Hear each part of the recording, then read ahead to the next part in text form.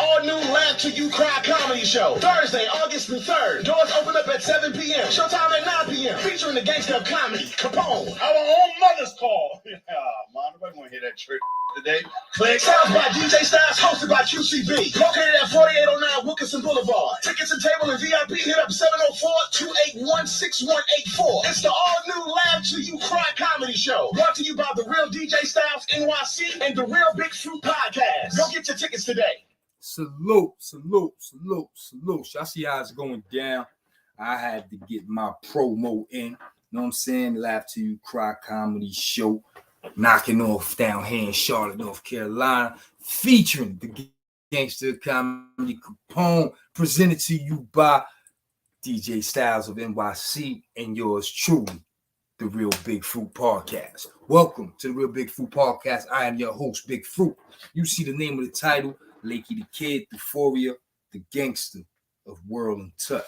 Listen, man, I can't put this book down. And I can't stop reading it, man. And every time I turn a page, I'm fucking mesmerized, right? But y'all see the title, The Gangster of World and Tut. In the words of another gangster, who's not a Brooklynite, a QB legend, Lakey the Kid. Shout out to Lakey the Kid on this one, man. This is for the homies, World and Tut. I'm going to start with Tut. Salute the big homie Tut out of East New York, man. Word the mother. Tut. Gangster. Let me take my glasses off because these glasses are more for me to drive, not read. Now I can see better. Tut. Gangster. There's no more gangster than there's... What the fuck? There's no more gangster than there's super gangster Tut as a super gangster on the streets of Brooklyn. From the 80s onward, Tut's legend inspired the future gun busters of Brooklyn. Ain't a real street nigga in Brooklyn that ain't heard of Tut. The boy rep Brooklyn so hard, a lot of rappers made fortunes off the reputation of him and the other 80s Brooklyn terrors created. Shout out to all those 80s legends. Shout out to Tut. He over in Otisville, New York, the federal system. And shout out to the homie Big U Majesty. He's also in Otisville, but he's in the state system. They so close, but so far apart. And they are two of the thugs and gangsters of the 80s that Lake talking about. Ah, man, you did your thing on this one, man. I really love it. World. Thug Lord. Coming out of the 90s, thug scene was gladiator, survival, and created a new breed of street niggas, the Get Money Gang.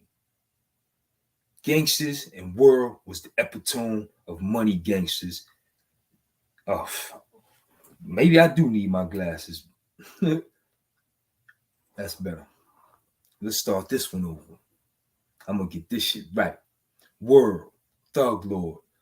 Coming out of the 90s, thug scene was gladiator survival and created a new breed of street niggas, the Get Money Gang.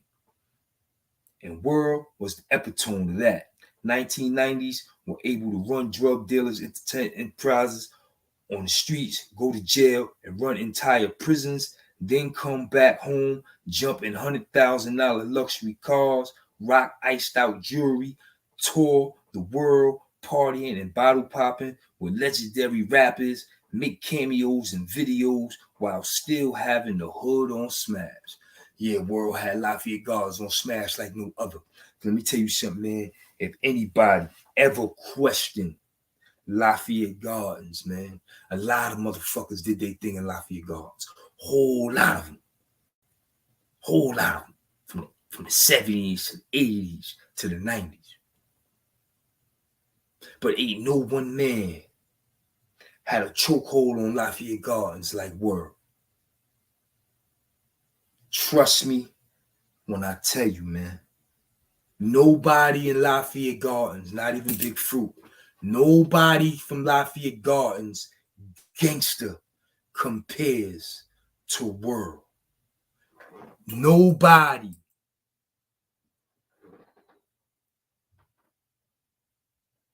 World was Brooklyn to the core, and only being snatched up by the feds saved a lot of dudes on the streets from them. All the Brooklyn Lions fell to the federal government, ending their reign. But like it's been said, you took their lives, but their memories you'll never take.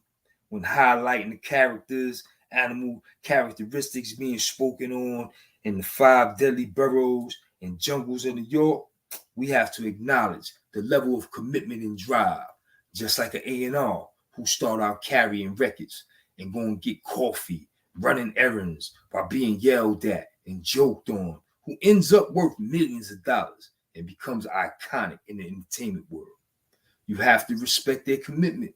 The same goes for the rapper who couldn't get a deal and was broke and nobody believed in him, humbly sitting on the side while his youth is passing him by, while distantly watching other dudes get money, have fun, and living their best lives. Yet, when that same dude blow up and everybody know his name, the people who shoot by and leave in the street forget that part.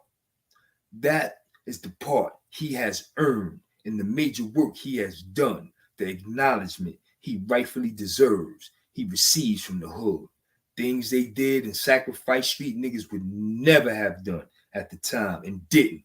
Just as the level of commitment dudes had in the street that had them go far beyond what others were willing to do sets them apart from the rest and is the fundamental component of street respect. Now that we got that clear, let us move on. That's why I say, man, street respect. No nigga from Lafayette Gardens. Street respect is like worlds.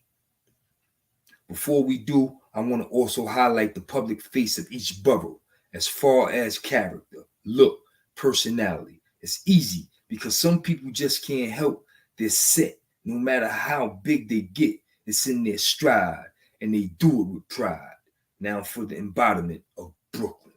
Yo, Lake, man, that was Gangster. But check this out, Sean. We had a lot of motherfuckers from Brooklyn that was gangsters, right?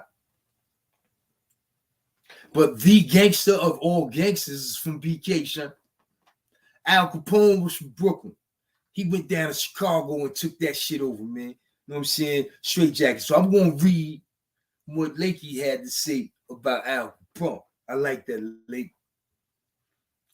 Al Capone, mobster, born and bred in BK, and who is known as the world's most notorious gangster. Capone made such a historical criminal history in Chicago that his name has been ringing for 100 years. But before he made his way to Chicago, he survived the streets of Brooklyn, which wasn't easy at all. Trying to come up on them Brooklyn streets got Capone's face savagely cut open and expedited his migration to the Chi with a freshly carved nickname, Scarface, and the rest is history. So historic, you can find a nigga named Capone in every hood in the country. Capone was a BK boy. Listen, man, if Michael Jordan had some motherfucking gangster, he probably would have put Michael Jordan in this shit, you know what I'm saying? Because he was born out of Brooklyn. Word to mother. But yo, shout out to Lakey Kid. Thank you for that joint on World. I appreciate it. And thank you for the love you give me. I'm going to read my shit on a later date. You know what I'm saying? Word to mother. I'm going to read my shit on a later date because it's never about Big Fruit. It's always about the comrade. And right now it's about Lakey the Kid, and it's about Tut, and it's about World. Y'all two brothers hold y'all head up in them situations. You know what I'm saying? Listen, once again, THUPHORA, written by Lakey the Kid. Y'all gotta get up on this shit, man. This is the new 48 Laws of Power. It is on my desk next to my Bible and next to my Quran. It's the only 3 books on here. Y'all gotta get your copy. You know what I'm saying? THUPHORA, written by Lakey the Kid. Listen, man, this right here, this $100, $500-something book with millions of beautiful photos is worth every penny. Y'all make sure y'all go out there and get a copy. Listen, man, once again, it's your boy Big Fruit representing this Big Fruit podcast under the Bailey Multimedia Group. I'm doing what I do. Until next time, salute.